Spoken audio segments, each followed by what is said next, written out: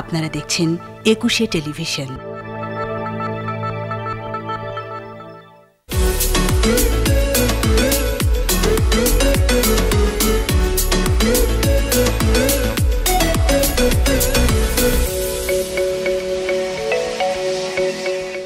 Thank you for being with us. Thank you for being with Nazim Joy. RFL Plastic Presents with Nazim Joy শোতে আপনাদেরকে welcome করছি। So who is with Nazim Joy? আমরা দেখতে পাচ্ছি বাংলাদেশের একজন কিংবদন্তি ফটোগ্রাফার, আলোকচিত্র শিল্পী চঞ্চল মাহমুদ। আমি নরমাল রয়ে গেলাম আর কি। হ্যাঁ, আপনি কেমন আছেন ভাই? আই ফাইন, থ্যাংক ইউ, অনেক ভালো আছি, শুকর আলহামদুলিল্লাহ। আপনাকে এই শোতে পেয়ে আমি অনেক খুশি। অনেক ধন্যবাদ। আপনার ঠিক মুখোমুখি আছেন শাহাদাত পারভেজ, ফটো এডিটর। পারভেজ ভাই, আপনাকে অনেক ধন্যবাদ এই শোতে আসবার জন্য।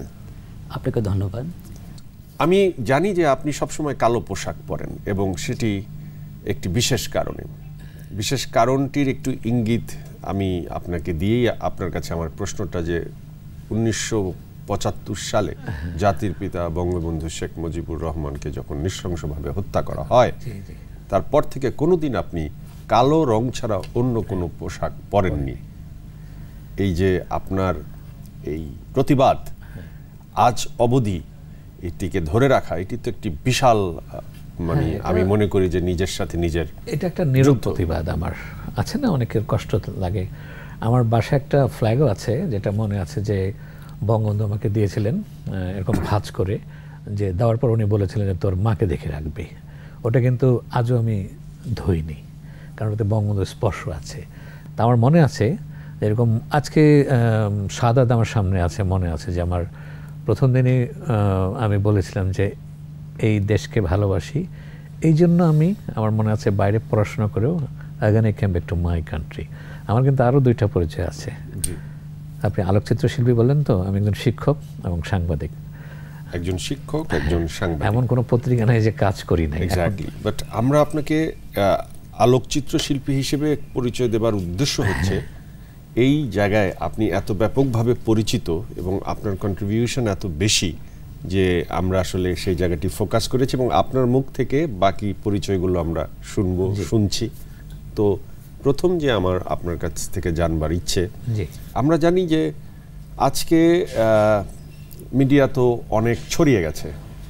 এক সময় মিডিয়া ছিল একটি নির্দিষ্ট ছকে বাঁধা।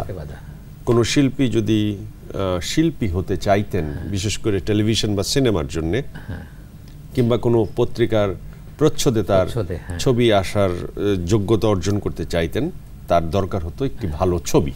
রাইট। এবং এটি হচ্ছে প্রধান শর্ত, যে তোমার ছবি আছে ভালো, তুমি ছবি নিয়ে দেখা করতে এসো। মানে আমি তোমাকে দেখে ভালো লাগছে, বাট আমি তোমার বিভিন্ন অ্যাঙ্গেলের ছবি দেখতে চাই, তারপর আমি ডিসিশন নিব যে তুমি কি আমার কাজের যোগ্য কি যোগ্য না। তো আপনি শুরুর দিকে আমরা দেখেছি যে আমাদের মডেলিংয়ের যারা এখন পায়নিয়ার, এখন যারা বেঁচে আছেন, আমি যদি বলি সাদিয়া ইসলাম মৌ থেকে শুরু করে, ওইদিকে যদি আমরা নায়িকাদের কথা বলি, চিত্রনায়িকা মৌসুমীদের কথা দিয়ে শুরু করলাম, তো আপনার হাত ধরেই সবার শুরু। এবং কিয়ামত থেকে কিয়ামত ছবি যখন করা হয়, তখন আমরা জানি, অনেকেই জানে না, যেটি আপনার মাধ্যমে আমরা জানতে পেরেছি, যে কিয়ামত থেকে কিয়ামত ছবির জন্য মৌসুমীকে সিলেক্ট করা হয়েছিল, কিন্তু নায়ক সিলেক্ট করা তখনও হয়নি। তো নায়ক সিলেকশনের জন্য প্রথম আপনি নোবেল ভাইকে, আমাদের নোবেল মডেল নোবেলকে, আপনি কিভাবে সেই গল্পটা একটু যদি আপনি সংক্ষেপে বলেন। মজার ঘটনা, একটু আগে থেকে শুরু করি। মেরিল একটা প্রোডাক্ট আসছে, আমরা স্কোয়ারের, আমরা কাজ করব। তো আমরা একটা মডেল খুঁজছিলাম আর কি। এক পার্টিতে আমার মনে আছে আমি যার সঙ্গে কাজ করতাম, সাকিব লোহানি। হ্যাঁ, তো উনি হচ্ছে চঞ্চল, একজনকে তো আবিষ্কার করলাম, তার ফটোশ্যুট করতো, সেটা হচ্ছে মৌসুমী, মনে আছে।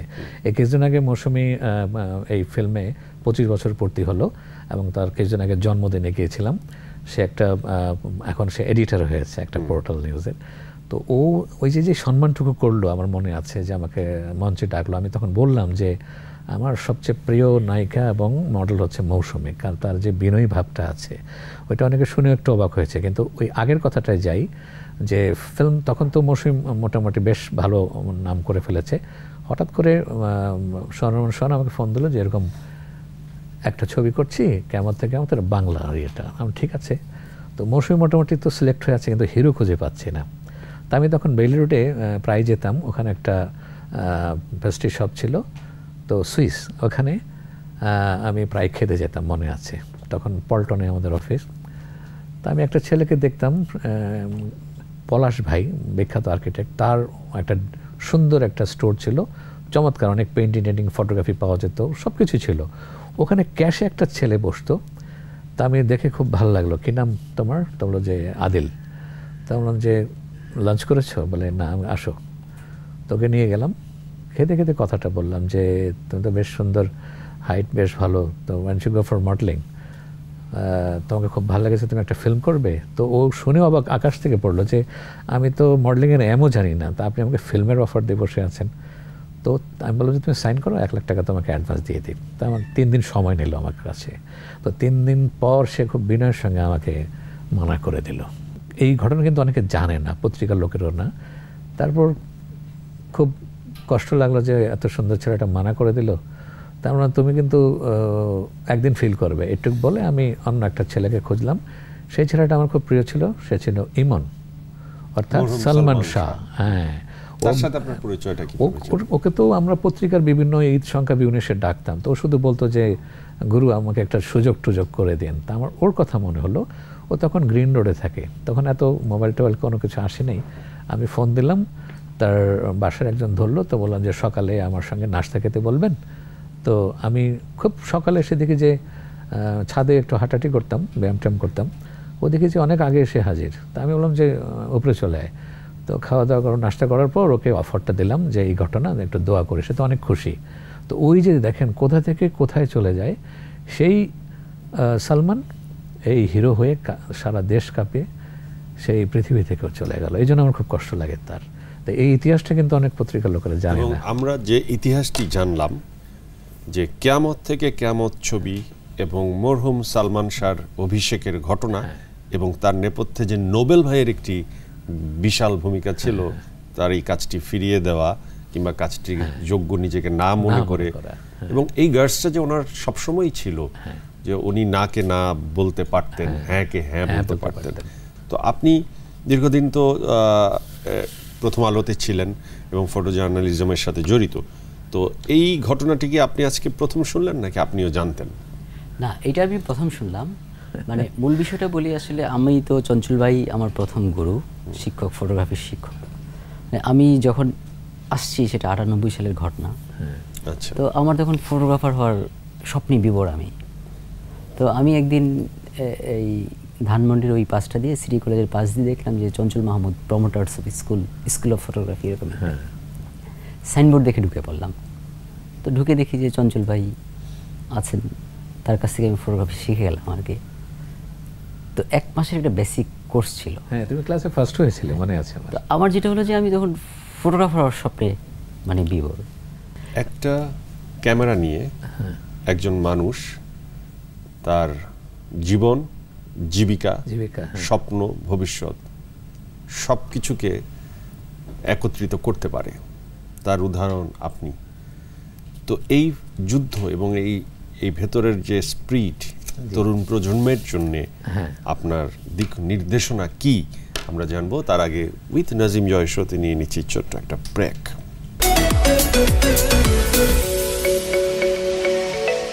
Welcome back. RFL Plastic Presents with Nazim Joy শোতে। চঞ্চল ভাইয়ের কাছে প্রশ্ন ছিল একটি ক্যামেরা, একটি স্বপ্ন এবং নতুন প্রজন্মের জন্য দিক নির্দেশনা। একটু পিছনের দিকে ফিরে যাই, সেটা হচ্ছে যে আমার মনে আছে যে আমরা যে সময় ফটোগ্রাফি শুরু করি, আমি যে ফ্যামিলি থেকে এসেছি, সরকারি আমলার ঘরে আমার জন্ম, তাদের সন্তানরা কিন্তু ফটোগ্রাফি পেশায় কেউ আসতো না সেই সময়। তো স্বাভাবিক বাবা চাইতেন যাতে ফটোগ্রাফিকে এখনো আমরা দেখি যখন বড় বড় বাসায় যাই বা বড় লোকদের বাসায় যাই, তখন তাদের সন্তানরা শখে ফটোগ্রাফি করে। ফটোগ্রাফি যে একটি প্রফেশন বা এটি নিয়ে যে সারাটা জীবন কাটানো যায়, একজন আইকন হওয়া যায়, সেটি আসলে। আমি তো প্রায় 46 বছর ফটোগ্রাফি করি। তা আমাদের সেই সময় মনে আছে যে ওই সময় কেউ, বিশেষ করে সরকারি আমলার কোনো সন্তান এই লাইনে আসতেন না। তারা কিন্তু বিসিএস ক্যাডার হতো, কেউ আর্মিতে যাবে, কেউ ডাক্তার হবে, এগুলোই ছিল প্রত্যেকটা ফ্যামিলির একটা ব্যাপার। তা আমি নিয়ম ভেঙেছি, যেহেতু আমি ছোটবেলা থেকে সমাজতন্ত্রে বিশ্বাসী। আমার যেটা ভালো লাগে এখনও, এই প্রায় ৬২ বছর হয়ে যাচ্ছে, এখনও আমার যে ইচ্ছাটা হয় সেটা আমি করি। তো ওই সময় আমাদের অনেক কষ্ট হয়েছে। পরবর্তীতে যেটা হয়েছে যে পরিবারের সঙ্গে একটা গ্যাপ হয়ে গেছিল আর কি, হ্যাঁ, ফলশ্রুতিতে এবং পরিবার থেকে বিতাড়িত হতে হয়েছে আমার। কিন্তু আমি ক্যামেরা কিন্তু ছাড়িনি। এবং ওইখান থেকে আমার মনে আছে যে আমার মামা আছেন আফজাল হোসেন, তা আমাকে বলতো যে তুমি তো এর পড়াশোনা করে এসছো, তো একটা স্টুডিও করো, ভালো ছবি তুলি। ওই যে শুরু করলাম 1980 সালে। আমার গুরু আলোকচিত্রাচার্য এম এ বেগ আমার নামটা দিয়েছিল। অভিনেতা আফজাল হোসেন হচ্ছেন আপনার মামা। হ্যাঁ, তো বলছে তুমি একটা স্টুডিও করো, ভালো কাজ করো, আর আমাদের সঙ্গে কাজ করো, মাত্রা মনে আছে। তো 1980 সালে শুরু করলাম। আমার এখনও মনে আছে, আমার স্টুডিওর নামটা দিয়েছিলাম টাইম। তো আমার গুরুজি মনে আছে আলোকচিত্রাচার্য এম এ বেগ সাহেব একদম একটানে কেটে দিয়ে এটার নাম করে দিলেন চঞ্চল মাহমুদ ফটোগ্রাফি। এই ধরনের নামকরণ কিন্তু তখন হতো না। তার মানে যে এটা কেমন একটা হলো, বলে আপনি লিভাইসের জিন্স পরে আছেন, এটা একটা ব্র্যান্ড নেম, এটা একটা ব্র্যান্ড নেম হয়ে গেছে। তো ওই যে শুরু করলাম, ক্যামেরা কিন্তু এখনও ধরে আছে, এগুলো আমার সন্তানের মতন। আজকে প্রায় 46 বছর ফটোগ্রাফি করি। ইয়াংদের জন্য এটা একটা খুব ভালো একটা অবলম্বন হতে পারে, কারণ এতগুলি গণতান্ত্রিক দেশে এতগুলো পত্রিকা, এতগুলো টেলিভিশন, কর্মসংস্থান হচ্ছে। কিন্তু তবে একটা জিনিস ভালো লাগে যে আমাদের পেশাটা খুব উচ্চ পর্যায়ে চলে গেছে। আমাদের সময় কিন্তু ভালো চোখে কেউ দেখতো না। ইভেন এই যে মডেলিংয়ের ব্যাপারটা বললেন, এটাও কিন্তু মানুষ খুব একটা ভালো চোখে দেখতো না। এখন কিন্তু উল্টো আমাদের খুঁজতে হয় না, আগে আমাদের খুঁজতে হতো যে ওই মডেলটা কোথায় থাকে, কোন বাসায়, কলাবাগান, ফার্স্ট লাইন, এত নম্বর। হ্যাঁ, দারুণের ধমক খেয়েছি। হ্যাঁ, যেটা হয়েছে সেটা হচ্ছে যে ফটোগ্রাফিকে এখনো মানুষ পেশা হিসেবে মনে করে না। মানে হয় কি যে এইটা একটা শখের বিষয়। সে ধরেন যে আমরা যদি মানে ফটোগ্রাফিতে কারা প্রথম আসলো, আমরা যদি সেই হিস্ট্রিটাও দেখি, দেখবেন যে ওই বেল্টে রাজা বীরচন্দ্র মানিক্য বাহাদুর ফটোগ্রাফি করতেন ত্রিপুরায়। যে আমরা যদি এই অঞ্চলের কথা বলি, তার মানে আমি একটা লেখায় পেলাম সেটা হচ্ছে যে নবাব হাসানুল্লাহ প্রথম যে গনি সাহেবের ছেলে আর্থার লয়েড ক্লে যে বর্ণনা করলেন, তার বর্ণনা থেকে পাওয়া যায় এই গনি সাহেবের একটা ছেলে আছে কম বয়স, যে হারমোনিয়াম বাজায় আর ছবি তোলে। এবং দেখবেন যে 1904, 5, 6 এই যতগুলো ছবি দেখেন, সেটা কিন্তু মানে ওই নবাব পরিবারের এরাও কিন্তু ফটোগ্রাফারকে হায়ার করেছে সেই জায়গা থেকে। এখনও যে ছবি তোলা একটা পেশা, এটা এখনও কিন্তু প্রতিষ্ঠিত হয়নি। যেমন ধরেন আমি বলি, যেমন আমার মিসেস ভিকারনেসে পড়ায়, ফিজিক্সের স্টুডেন্ট, ঢাকা ইউনিভার্সিটি থেকে পাস করে। তো সবাই বলে তোমার হাজব্যান্ড কী করে? বলো ফটোগ্রাফার। তো তুমি এত ভালো স্টুডেন্ট, এত কিছু, তো তুমি কেন ফটোগ্রাফারকে বিয়ে করলা? তুমি তো অন্য ভালো করতে পারতো, বিসিএস ক্যাডার বিয়ে করতে পারো, ডাক্তার, ইঞ্জিনিয়ার, কনভেনশনাল যত। তো পরে আবার বলে যে আমার হাজব্যান্ড কিন্তু শিক্ষক, ও বিশ্ববিদ্যালয়ে পড়ায়। তো তখন মনে করে যে না। আর হয় কি, যখন আমি ধরেন আমার গ্রামেও আমি বলি যে আমি ফটোগ্রাফার, তখন ও ফটোগ্রাফার, ছবি টবি তুলি, স্টুডিওতে বা প্রেসের লিখ। কিন্তু যখন জানে যে না, আমি একটা পত্রিকার ফটো এডিটর, এবং প্রথমত আমি দীর্ঘদিন কাজ করেছি, এবং ফটোগ্রাফি করে যে জীবন চালানো যায় এবং ভালো থাকা যায়, মানুষের সঙ্গে পরিচয়, বড় বড় মানুষের সঙ্গে যোগাযোগ তৈরি করা যায়, এটা মানুষের কিন্তু আসলে মানে ধারণার বাইরে। চঞ্চল ভাই, আপনি চেহারা দেখে বলে দিতে পারেন কার চেহারা ফটোজেনিক, কার চেহারা ফটোজেনিক না? এই যে আমার স্টুডেন্ট সাদাত বলল, আসলে শখ থেকে নেশা হচ্ছে, নেশা থেকে পেশা হয়েছে। তো এইটা হচ্ছে যে আমরা যেই কাজটা করি, পোর্টফোলিও, সেটা 80 থেকে শুরু করি। এটা তখন কেউ করতো না যে ঠিক আছে আমার আমি মডেল অথবা আমি ফিল্মে কাজ করব। যেখানে যেত বলতো যে আপনি পোর্টফোলিও করে নিয়ে আসেন, চন্দ্রমোদের কাছে যান। ইভেন আমার মনে আছে আপনি মোর কথা বললেন, জাহিদও প্রথম এসেছিল আমার কাছে মনে আছে। তো এই যে কাজটা আমরা করি, যে ছবি তোলার পর যে অ্যাঙ্গেলগুলো, এটার সঙ্গে আমরা সিভি তৈরি করে একদম লিডিং অ্যাড ফার্মগুলোতে পাঠিয়ে দিই। এখনও সেইটাই করি। ওই অ্যাড ফার্ম যখন আপনার ওই সিভিটা দেখে, তখন তাদের সব কোশ্চেনের অ্যান্সার পেয়ে যায়। আমরা কি আপনার তালিকা শুনতে পারি যে কারা কারা এখন যারা সুপারস্টার আপনার কাছে? তালিকা তো অনেক, সেই কয়েকটি নাম, 5টি 7টি নাম। হ্যাঁ, যেরকম মৌ আছে, মৌসুমী আছে, তানিয়া আছে, সুইটি আছে, আরো আফসানা মিমি আছে, কে নাই, শ্রমিক আছে, সবাই আমাদের কে না। আপনার জীবন দশায় আপনি যত মডেলের ছবি তুলেছেন, সবচেয়ে ফটোজেনিক ফেস আপনার কাকে মনে হয়? আমার কাছে মৌসুমী আর মৌকে খুব ফটোজেনিক মনে হয়। ছেলেদের ভিতর আপনার কাকে মনে হয়েছে ফটোজেনিক বেশি? ছেলেদের দিকে এদিকে ছিল আমাদের মনে আছে নোবেল। হ্যাঁ, সবসময় খুব ভালো পোস্ট দিতে পারতো এখনো।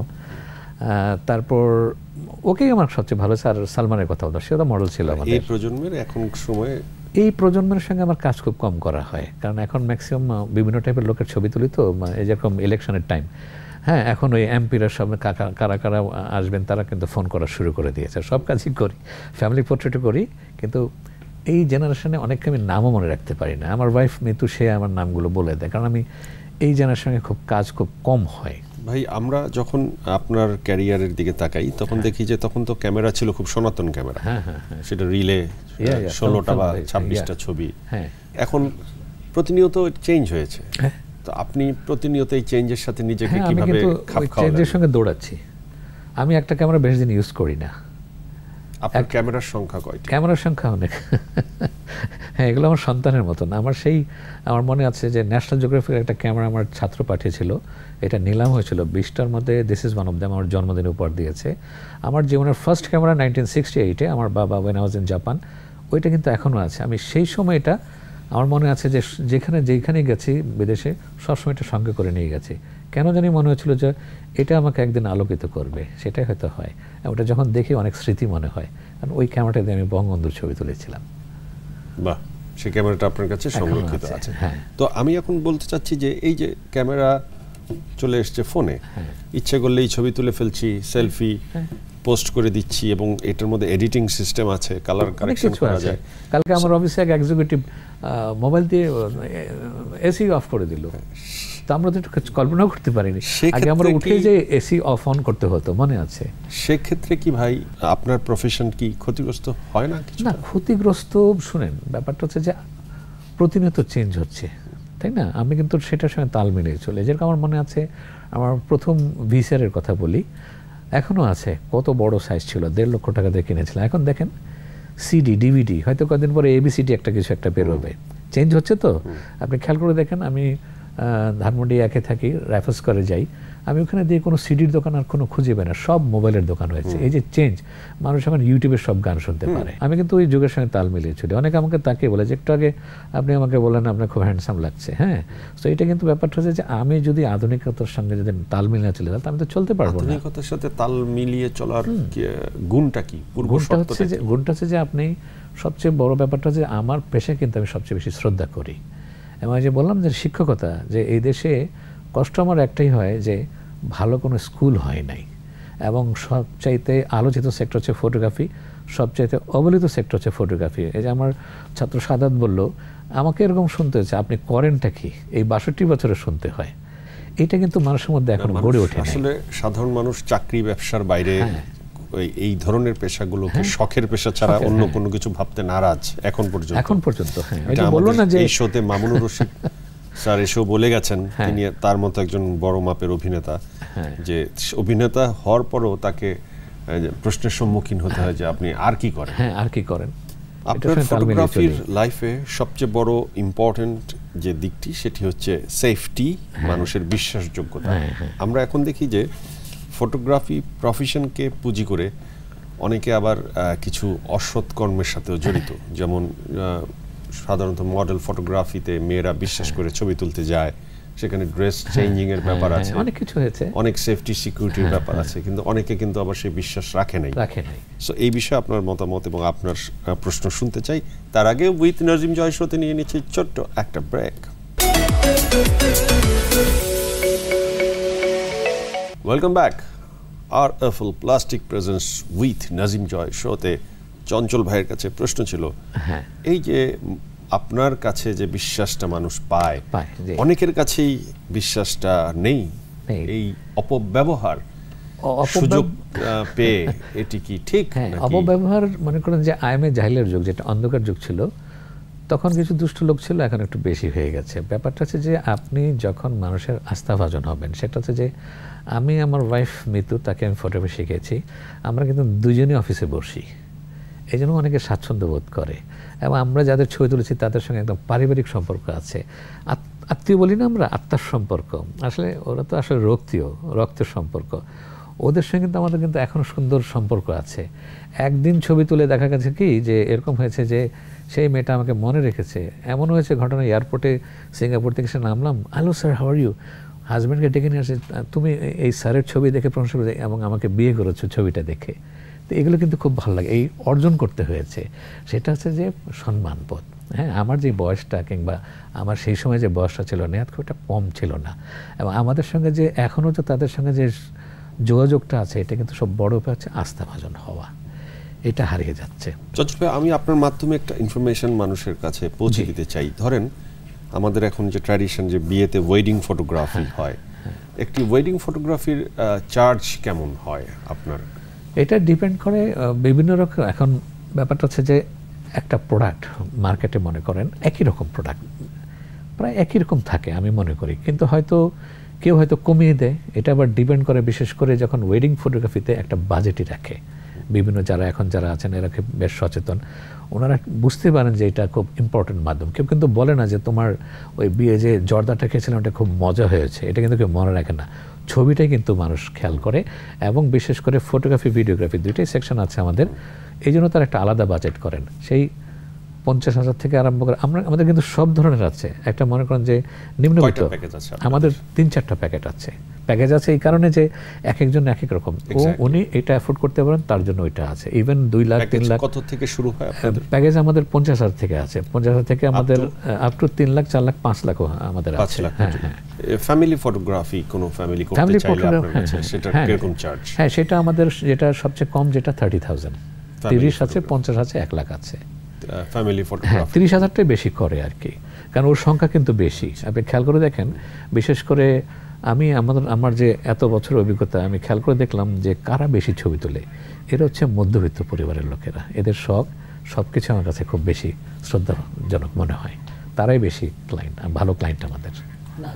যেমন ধরেন আগে যেটা ছিল যে ফটোগ্রাফির জন্য কোনো বাজেট ছিল না, এখন কিন্তু ফটোগ্রাফির জন্য আলাদা করে বিয়েতে একটা বাজেট দিয়ে সে ধরেন আপনার এখন বাংলাদেশে প্রতি বছর ফটোগ্রাফি ওয়েডিং ফটোগ্রাফির জন্য 100 কোটি টাকা 100 কোটি টাকার একটা মানে ইয়ে হয়েছে যে বাংলাদেশে প্রতি বছর 100 কোটি টাকা ফটোগ্রাফির জন্য এখন 100 কোটি টাকা প্রচুর।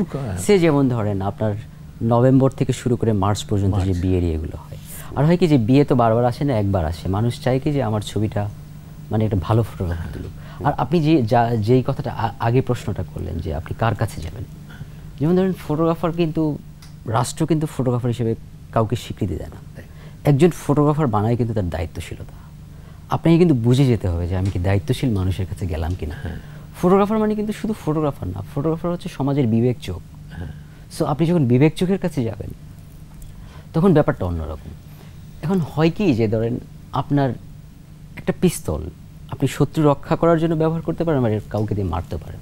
তো আমরা তো পাড়ায় মহল্লায় অনেক ফটোগ্রাফির দোকানও এখন দেখি, তারাও ফটোগ্রাফি করে, বিয়েতে অনুষ্ঠানে তারা যায়।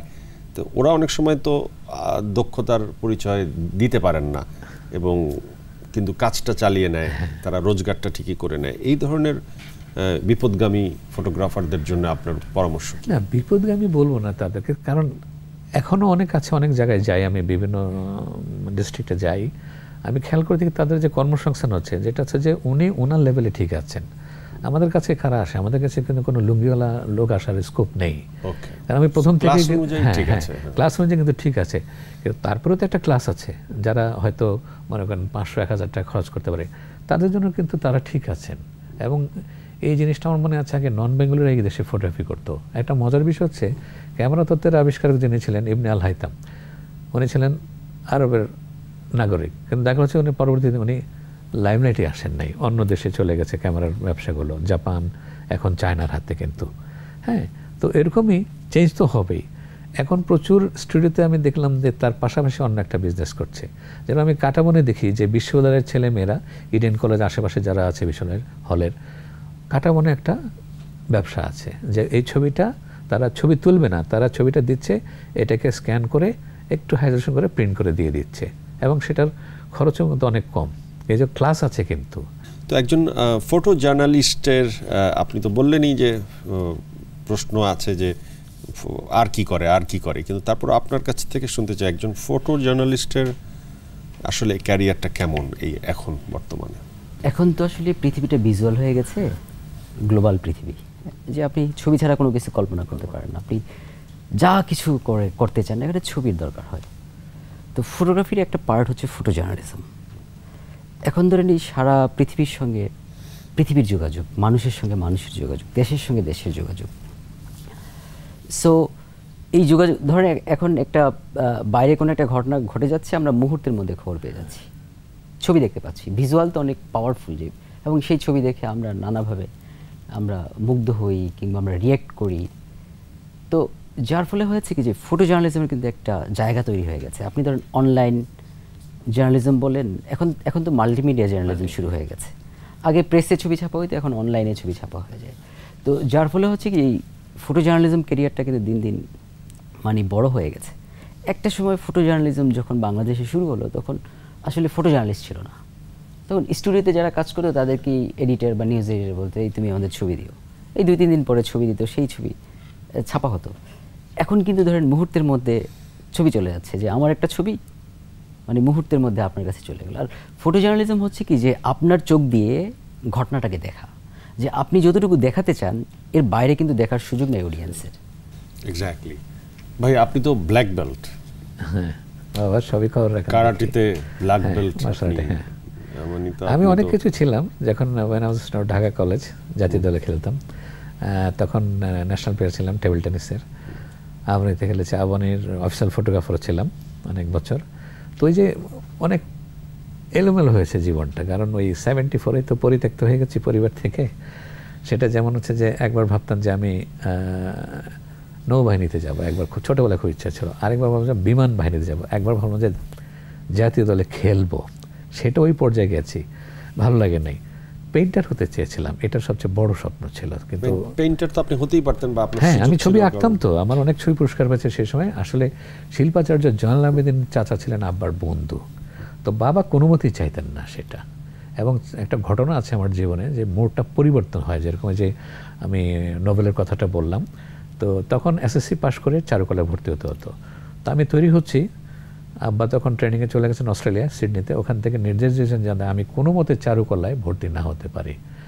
তো মজার বিষয় ছিল 2টার অ্যাডমিট কার্ড আমার পকেটে আছে, চারুকলারটা একটু পরে 7 দিন পরে, আর ঢাকাজের অ্যাডমিট কার্ড আমার বড় ভাই নিয়ে আসছে, কারণ বড় ভাই সেই সময় ভালো ছাত্র ছিল এবং স্যারদের খুব কাছের ছিল। তো আমার এক বন্ধু খুব ভালো বুদ্ধি দিয়েছে রাত্রেবেলা, যে তুই ঢাকাজের টেস্টে খুব খারাপ লেখ, যাতে তুই ফেল করিস, হ্যাঁ ডাব্বা মেরে দিস বলেছিল, মনে আছে। তো আমি ইচ্ছে করে 300 মার্কস ছিল, 40 আনসার করে দিয়ে চলে এসেছি। আমি তো ফেল করেছি, 7 দিন পরে চারুকলার টেস্টে টিকবো। সেইটাও আমি যে অবাক হলাম, যে আমার বড় ভাই বললো যে চল তোর রেজাল্ট বেরিয়েছে, চল। আমি ঢাকাতে বোর্ডে যেয়ে দেখি যে আমি সবার শেষে আমার নাম। তা আমি চিন্তা করলাম পাশ করলাম কী হবে, আর বড় ভাই বললো এত খারাপ করলি কেন। তো ওই যে তখন আমি বড় ভাইয়ের অ্যাটিটিউডে বুঝতে পারলাম যে কিছু একটা প্রবলেম হয়েছে নিশ্চয়ই। পরে আমাকে বললো যেটা আব্বার নির্দেশ। এই যে কষ্টটা আজও ভুলতে পারিনি। বড় ভাই নেই, বেঁচে নেই, ব্লাড ক্যান্সারে মারা গেছে, সাংবাদিক ছিল বাংলাদেশ টাইমসের। তো ওই যে আমলাতান্ত্রিক জটিলতা জীবনটাকে তছনছ করে দিয়েছে, সেটা কিন্তু আগেকার বাবারা কোনো মতেই বুঝতে চেত না। আপনার তো খেলাধুলা নিয়ে ভীষণ আগ্রহ ছিল, এখনো আছে। স্পোর্টস ফটোগ্রাফার না হয়ে মডেল ফটোগ্রাফার কেন হলেন, আপনার অ্যানসারটা নিব। এর আগে ছোট্ট একটা break.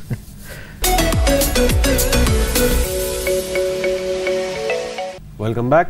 R FL plastic presents with Nazim Joy শোতে চঞ্চল ভাই, জি স্পোর্টস ফটোগ্রাফার না হয়ে মডেলকে কেন বেছে নিলেন? সেটা আবার দেখেন আপনার বাবা যদি, আমি জানি না কোন পর্যন্ত উনি বেঁচে ছিলেন, আপনি যখন মডেল ফটোগ্রাফার। হ্যাঁ উনি বেঁচে ছিলেন, তো উনি তো তখন আরো দুঃখ পেয়েছিলেন বোধহয়, যে মডেল মানে মেয়ে সুন্দর সুন্দর তাদের ছবি আপনি তুলবেন। না ব্যাপারটা হতো কি, বিষয়টা তো উনি যেহেতু কনজারভেটিভ ছিলেন, নিশ্চয়ই দুঃখ পেয়েছিলেন। অনেক স্মার্ট ছিলেন, বাট অল পিপল কনজারভেটিভ। বাবা চাচারা সবই, মেজর চাচাও পাটমন্ত্রণালয়ের সচিব ছিল, ছোট চাচা ছিল সেনাবাহিনীর প্রধান। তো ওরকম একটা ফ্যামিলি থেকে এসেছি। সবারই একটা নিয়ম ছিল আগে, যে বিসিএস ক্যাডার হবে, বড় জোর যদি এর মিস করে তাহলে সে ডাক্তার হবে, তো ইঞ্জিনিয়ার অথবা আর্মিতে যাবে। এই ছিল 4টা ইয়ে। এর বাইরে কারা যাবে? এর বাইরে আমি হয়তো ট্র্যাক চেঞ্জ করে চলে এসেছিলাম, আমার মনে আছে। কিন্তু অনেক অসুবিধার সম্মুখীন হয়েছে আমার মনে আছে। যে এই যে বললাম না, চারুকলা আর পড়তে পারলাম না, চারুকলায় ক্লাস করতে যে রণবীর স্যার হাতে ধরা পড়েছিলাম। তা আমি তো ভাবলাম যে টিচার্স রুমে যে বগা টগা মারধর করে স্যারকে সব কিছু খুলে বললাম। তা তখন আমাকে বলেছিল আমরা ছবি আঁকি কী দিয়ে, আমি সে ব্রাশ দিয়ে। হ্যাঁ, তো তুমি আঁকবে আলো দিয়ে। এই আমার ভিতরে একটা বিদ্যুৎ খেলে গিয়েছিল, তখন আমি শুরু করি। চঞ্চল ভাই এবং শাহাদাত ভাই, আমার একটি কমন প্রশ্ন আপনাদের কাছে। এই যে বাবা বা ওই সময়কার যারা, ওরা স্মার্ট থাকা সত্ত্বেও নির্দিষ্ট ছকের বাইরে ছেলেমেয়েরা যাক, তাদের প্রফেশনকে তারা বেছে নেক, এটা তারা পছন্দ করতেন না, কারণ এক ধরনের ইনসিকিউরিটি তাদের ভিতর কাজ করতো। এখনো এই সময়েও আমি বলতে শুনেছি, আমি নিজে আমার কানে শুনেছি যে একজন আত্মীয়, তার ছেলে ভালো লেখাপড়া করছে না, আচ্ছা, তাকে দিয়ে তারা ভবিষ্যৎ অন্ধকার দেখছে, আমাকে বলল যে এই তোমার লাইনে নিয়ে যাও তো ওকে। তোমার লাইনে নিয়ে যাও মানে হচ্ছে যে ওর লেখাপড়া বা ওর যেই স্বপ্ন আমরা দেখেছি ওকে নিয়ে, ও হবে না। সো তোমার লাইনে কাজ করুক। এই লাইনে তো, ওই লাইনে তো এত ইজি না। আমার লাইন কি খুব ইজি? আমার লাইনটা তো বরং বেশি কঠিন, কারণ প্রতিদিন আমাকে সেইটা ক্লিয়ার করতে চাই দর্শককে যে ইজ ইট সো ইজি যে আপনি একজন মানুষ অন্য কোথাও সফল হচ্ছে না বলে সে ফটোগ্রাফি করবে বা সে অভিনেতা হবে বা সে উপস্থাপক হবে বা সে চিত্র পরিচালক হবে বা সাংবাদিক হবে, এটা কি ইজি?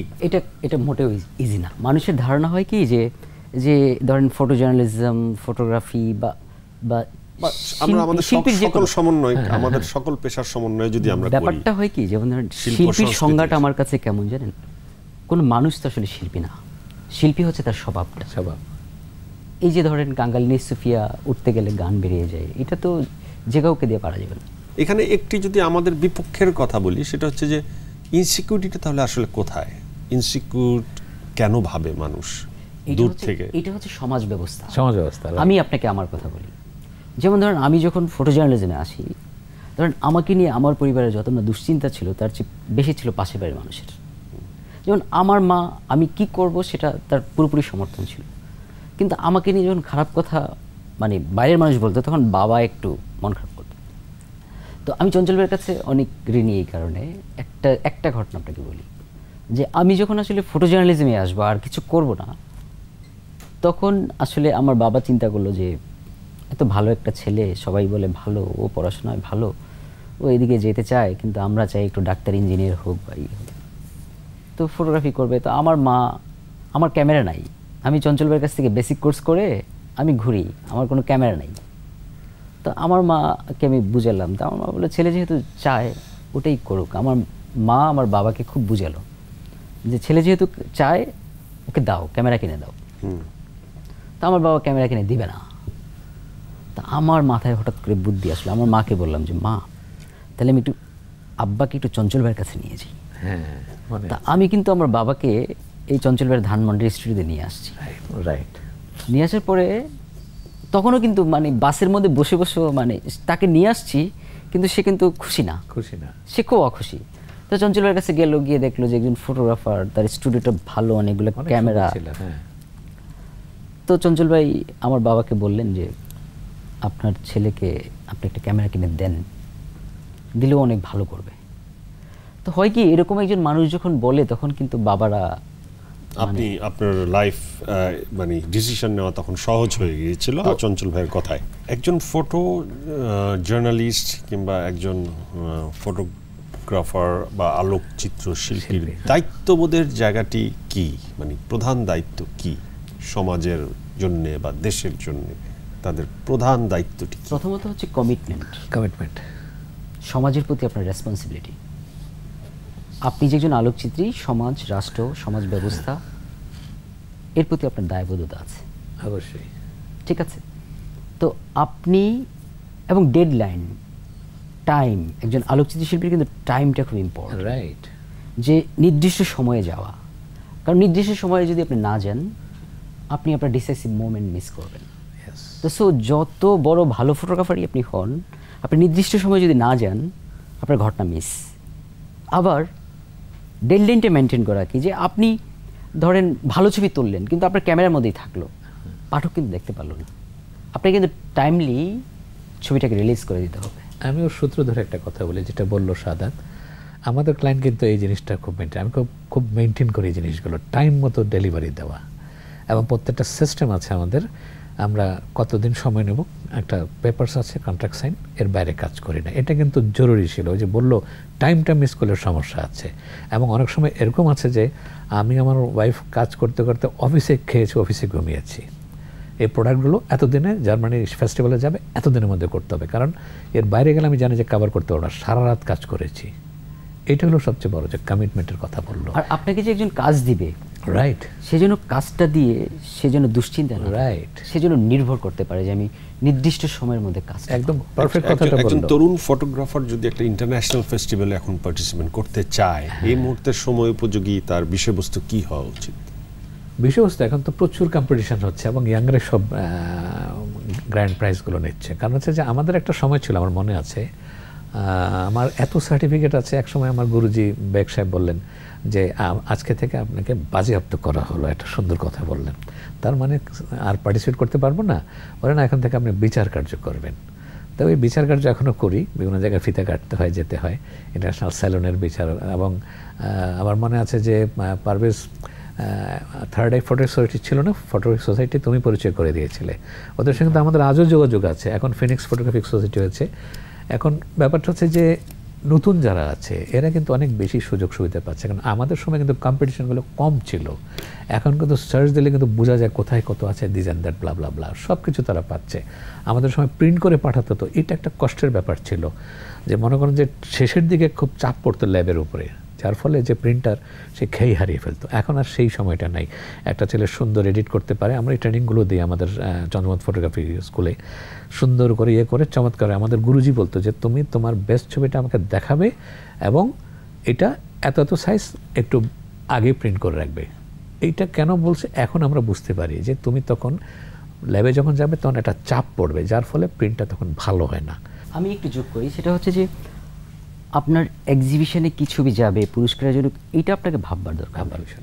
আপনি মন থেকে ছবি তোলেন, এটা তো ঘোরের মতো, একটা ঘোরে থাকেন, আপনি ছবি তোলেন, পুরস্কার আপনার পিছিয়ে পিছিয়ে ঘুরবে। শেষ কথা, আপনার কয় ছেলে মেয়ে? আমার তো অনেকগুলো ছেলে মেয়ে, অরজাত সন্তান আছে, এর বাইরেও আছে। আমার 2 মেয়ে 1 ছেলে, সবাই জব করে। 2টা মেয়ে। কেউ কি ফটোগ্রাফি হ্যাঁ, আমি ফটোগ্রাফিতে কেউ আসে নাই, কারণ আমি যেই মানে কষ্টটা আমার কাছে, আমি কিন্তু আমার সন্তানের কোনো কিছু চাপিয়ে দিই নাই। একজন ব্যাংকার, একজন কর্পোরেট লেভেলে জব করে, আর ছেলে হচ্ছে সাউন্ড ইঞ্জিনিয়ার, ওয়াইফ হচ্ছে ফটোগ্রাফি করে। তাকে আমি শিখেছি, হয়তো আমি 3বার হার্ট অ্যাটাক হয়েছে, আল্লাহর রহমতে বেঁচে আছি। অনেকবার ডিউটি করতে যে গুলিবিদ্ধ হয়েছি, কত কষ্ট হয়েছে, যেমন জেল খাটতে হয়েছে রাজনীতি করে, তারপরেও বেঁচে আছি। তবে ওয়াইফকে শিখিয়ে দিয়ে গেছি। আমার ওয়াইফের একটা গ্রুপ আছে, আমার 8টা ছাত্র তার সঙ্গে কাজ করে। আমি বড় কাজগুলি করি, ও অন্যান্য কাজগুলো করে, কিন্তু ওয়াইফকে শিখিয়েছি। থ্যাংক ইউ ভেরি মাচ শাহাদাত পারভেজ ভাই। উইথ নাজিম জয় শোতে এসে আপনার কেমন লাগলো, ছোট্ট কথার অনুভূতি? ভালো, আপনার সঙ্গে আজকে প্রথম পরিচয় হলো। প্রথম পরিচয় মানে কথাবার্তা প্রথম হলো। এর আগে আপনাকে আমি দেখেছি, আমি আপনার ছবি তুলেছি, আপনি ভুলে গেছেন। কিন্তু এই প্রোগ্রামে এসে আবার আপনাকে নতুন করে দেখলাম। আমার গুরু, আমার প্রথম ফটোগ্রাফির শিক্ষক, মানে তাকে দেখে তার সঙ্গে অনুষ্ঠান করতে পারাতে এক ধরনের সৌভাগ্যের ব্যাপার, তাই না? আমরা আপনাদের মাধ্যমে আজকে অনেক ফটোগ্রাফি সম্পর্কে অনেক তথ্য পেলাম, এবং যেটা মানুষ শুনে নতুন অনেক কিছু জানে। আমারও ভালো লাগলো। আপনার অনুভূতি? আমার অনুভূতি খুব ভালো, কারণ আমি আপনাকে দেখেছি সবসময় টেলিভিশনে, পত্রিকায়, বিভিন্ন এসে আপনার শোগুলো দেখি। আজকে আপনার সামনাসামনি বসে আছি, হ্যাঁ, এটা ভালো লেগেছে। আর আমার প্রিয় ছাত্র, প্রত্যেকটা গরুর কিছু প্রিয় ছাত্র থাকে, he is one of them. হ্যাঁ, ওই যে কথাগুলো বললো। এবং 21 টিভিকে ধন্যবাদ যে আমাদের গুরু শিষ্যকে একত্রিত করার জন্য। Thank you very much. কোনো দুঃখের কথা কি আপনি বলতে চান?